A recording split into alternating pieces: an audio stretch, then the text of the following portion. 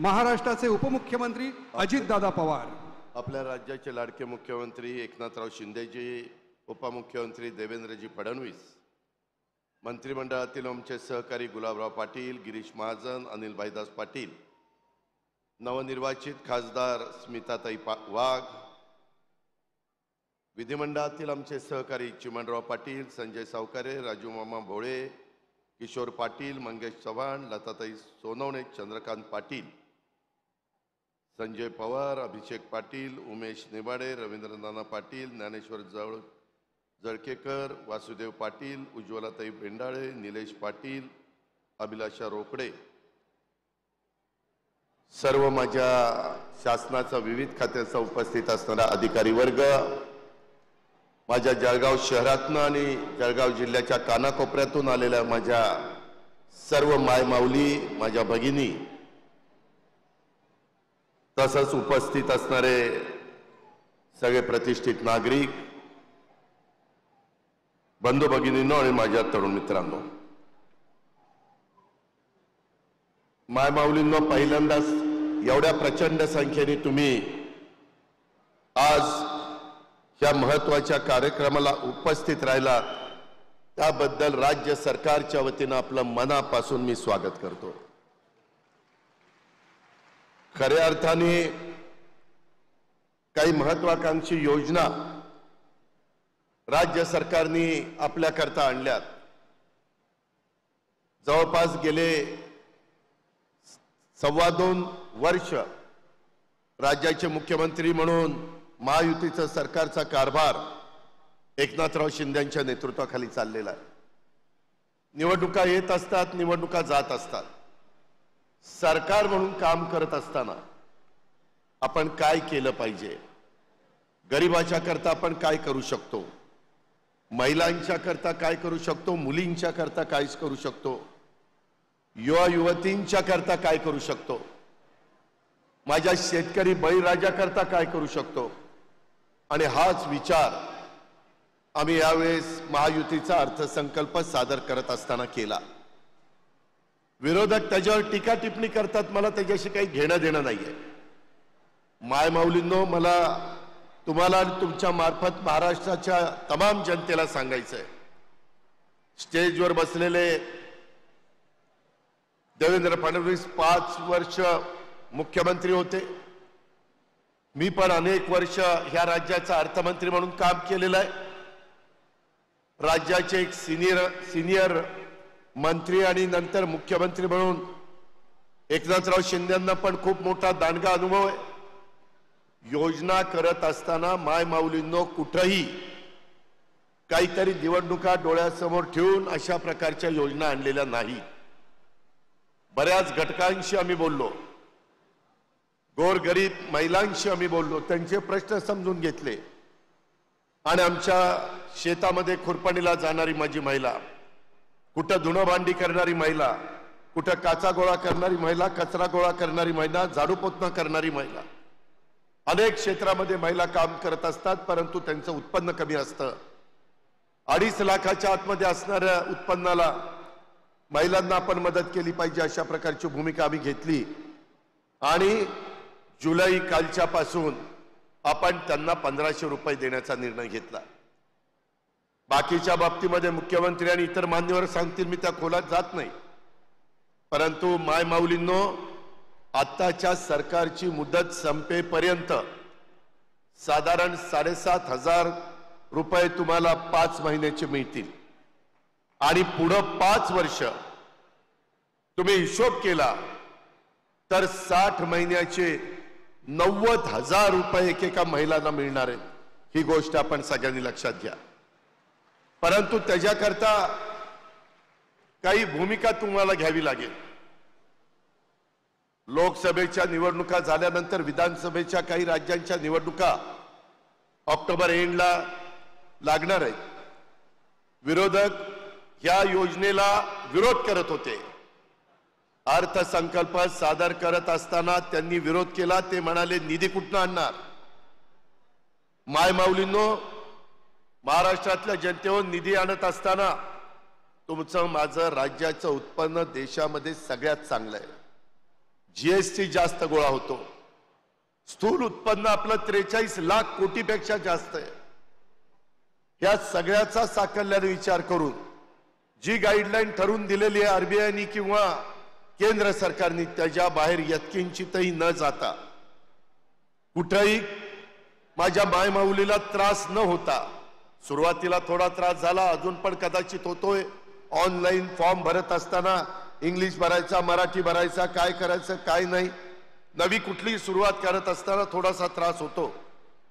कृपया आपण गैरसमज करून घेऊ नका. परंतु आता बराचसा त्रास कमी करण्यात आलेला आहे. जसं जसं आम्हाला तक्रारी येत आहेत तशी दुरुस्ती आम्ही सातत्याने त्याच्यामध्ये करतोय आणि हे आम्हाला तुम्हाला पुढे कायम चालू ठेवायचं आहे. गरिबांच्या मुलींना शिकण्याच्या करता कॉलेजचं शिक्षण घ्यायला पैसे नसतात.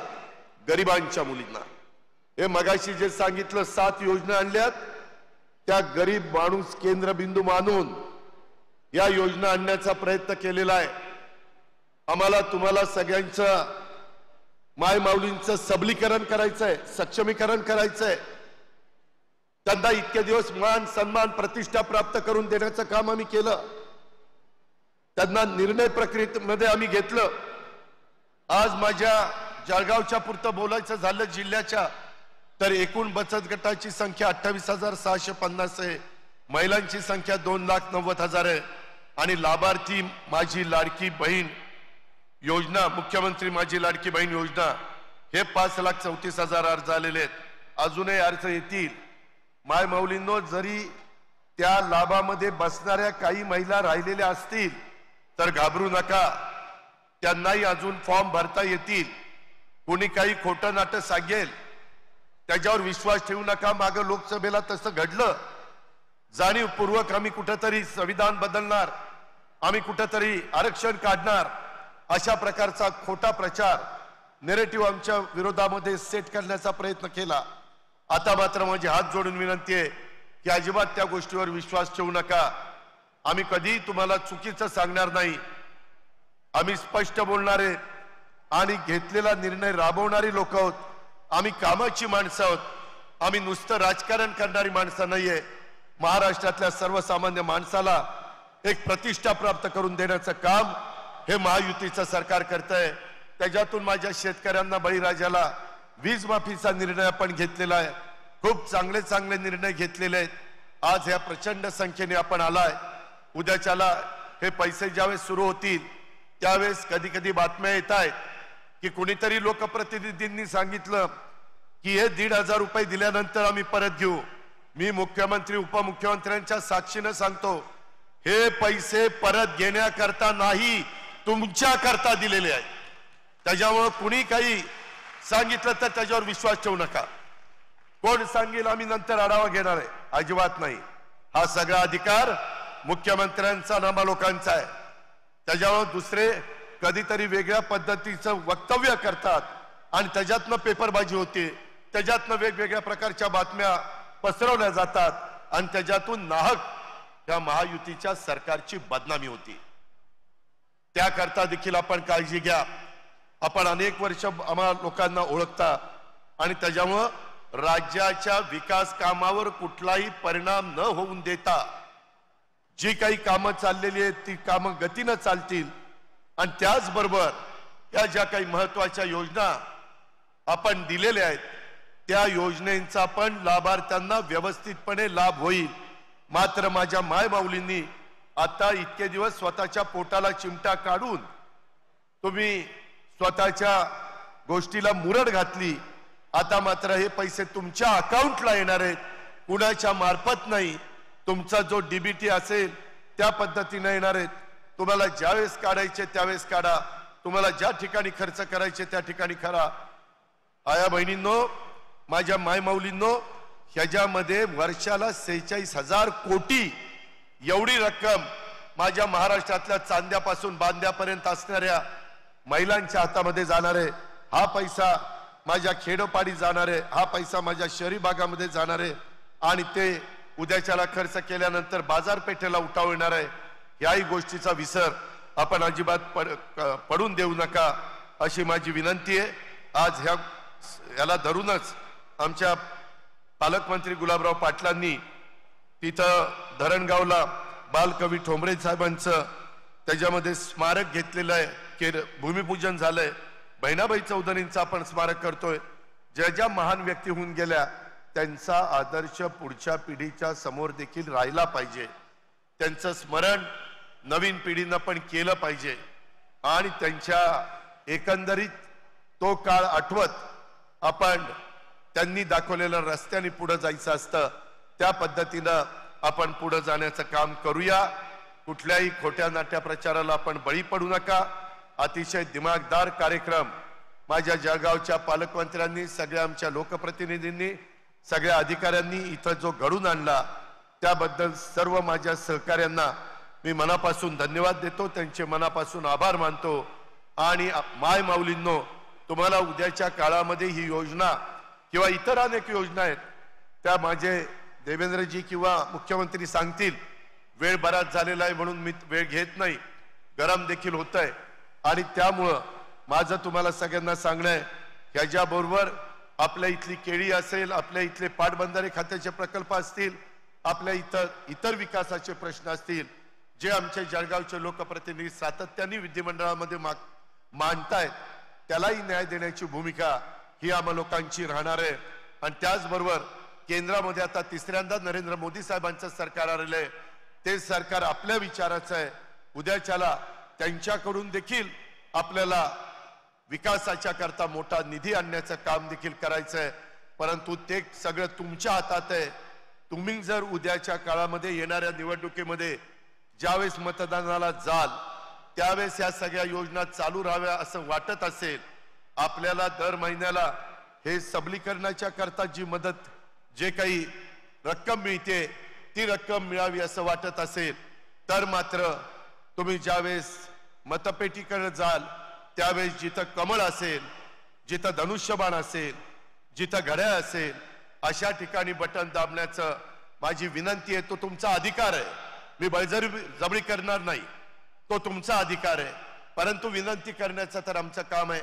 घटनेचे शिल्पकार डॉक्टर बाबासाहेब आंबेडकरांनी तो आपल्या सगळ्यांना अधिकार दिलाय, संविधानाने अधिकार दिलाय.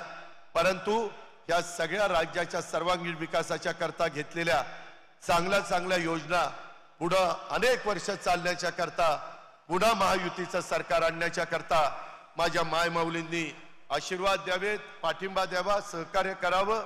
आणि उद्याच्या 19 तारखेच्या रक्षाबंधनाच्या निमित्तानं जी राख्या तुम्ही आम्हाला बांधलेल्या आहेत त्या राखेला साक्षी ठेवून आम्ही सांगतो की भावाच्या नात्याने माझ्या माय माऊलीला कोणतीही गोष्ट कमी पडू दिली जाणार नाही, हा शब्द देतो आणि आपली रजा घेतो. जय हिंद, जय महाराष्ट्र. धन्यवाद. महाराष्ट्र राज्याचे कार्यदक्ष उपमुख्यमंत्री माननीय अजितदादा पवार यांनी आत्ताच आपल्याशी संवाद साधला आहे.